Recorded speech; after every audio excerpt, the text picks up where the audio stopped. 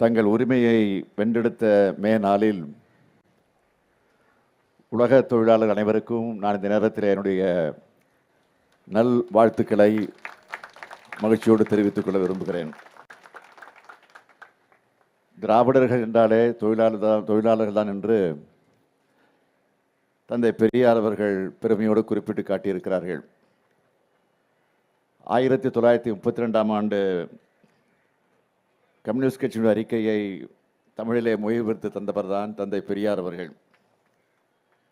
Russia போன்ற பல நாடுகளுக்கு சென்றுவிட்டு தாயகமாம் தமிழகத்திற்கு திரும்பிய தந்தை பெரியார் அவர்கள் இனி அனைவரையும் தோழர்கள் என்றுதான் அழைக்க வேண்டும் என்று தந்தை பெரியார் அவர்கள் எடுத்து சொன்னார்கள். மே நாளை தமிழ்நாட்டோட அனைத்து நகரங்களிலும் கிராமங்களிலும் இசை நிகழ்ச்சிகளோடு கொண்டாட வேண்டும் என்று நம்முடைய சென்னை நகரம் 20ஆம் நூற்றாண்டின் தொடக்கத்திலேயே தொழிற்சங்க செயல்பாடுகளின் முக்கிய மையமாக இருந்தது. 8 மணி நேரம் வேலை எனும் உரிமை போரில் வென்றதற்கு இந்தியாவிலேயே முதலில் சிந்தனை சிற்பி சிங்காரவேலர் அவர்கள் அவருடைய தலைமையில் மே தினம் கொண்டாடப்பட்டது இந்த சென்னை மாநகரத்தில் என்பதை நான் பெருமையோடு குறிப்பிட விரும்புகிறேன். அதுக்கு முன்பே இந்திய தொழிலாளர் வேலை நேரத்தை 12 மணி நேரமாக குறைக்க பெரும் முயற்சிகளை நீதி கட்சி தலைவரான TM நாயர் அவர்கள் எடுத்திருக்கிறார். உழைப்புக்கு மதிப்பளித்து உண்மையாக இருக்க வேண்டும் என்று சொன்னால் உழைப்பவனுக்கு முதலில் மதிப்பளிக்க வேண்டும் என்றார் பேரறிஞர் அண்ணா அவர்கள். அதன்படியே 1967ஆம் ஆண்டு தமிழ்நாட்டிலே திராவிட முன்னேற்றக் கழகம் வெற்றி பெற்று அண்ணா தலைமையில் ஆட்சி அமைந்தவுடனே மே 1 அன்று ஊதியத்தோடு கூடிய விடுமுறையை அண்ணா அவர்கள் கொண்டு வந்தார்கள். அதற்கு பிறகு பொறுப்பேற்ற தலைவர் கலைஞர் அவர்கள் அந்த மே 1 விடுமுறை நாளை சட்டமாக்கி தந்தார் நம்முடைய தலைவர் கலைஞர் அவர்கள்.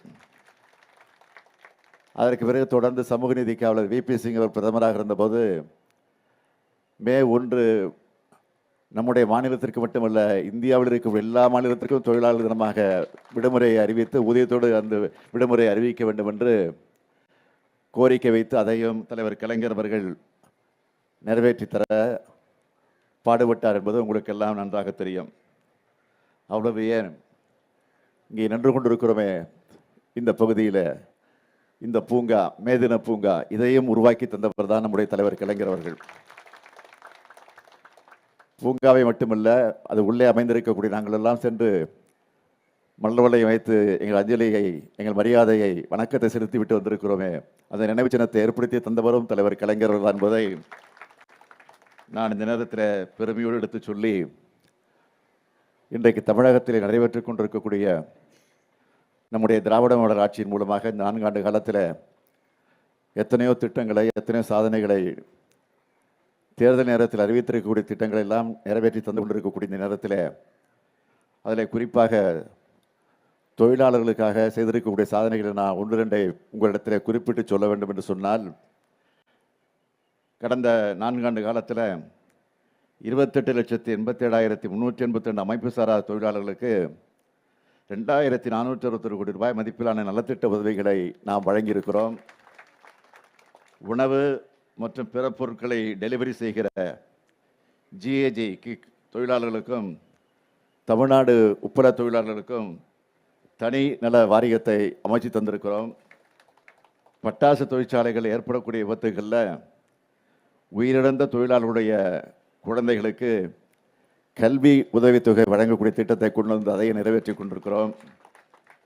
20 அமைப்பு சாரா தொழிலாளர் வாரியங்களில் 2021-24 காலகட்டத்தில் 14 லட்சம் ஊழியர்கள் புதுசாக பதிவு செஞ்சுருக்கிறாங்க.